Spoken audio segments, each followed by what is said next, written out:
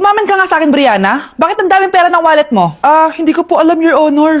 Nangupit ka sa akin, no? Your Honor, i-double check ko lang kung totoo yung sinasabi nyo. Anong Your Honor? Nanay mo ko. Nagsasabi na ito. Nay, alis lang ako. At saan ka na naman pupuntang babae ka? Sa boyfriend ko po, Your Honor. Your Honor? Saka din eh. Bawal na umalis, gabi na. Gusto ko siya makita. Gusto ko makita sa mata niya na nasabihin niya sa akin, mahal niya ako. Gusto mo ito makita mo? Joke lang, Your Honor. Anak, nakausap ko yung teacher mo kanina. At sabi niya, hindi ka daw pumasok ng school? Di po totoo, Your Honor. Your Honor, Your Honor. Pati ikaw? Nag-aral. Ako kanina, baka di niya lang ako nakita kasi nasa farm ako. Ha? Anong farm pinagsasabi mo? Anak, ba't dila ka ng dila? Butiki ka ba?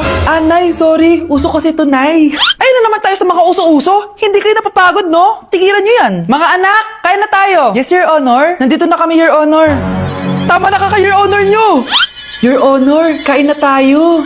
Tama na! Tumigil na kayo! Your Honor!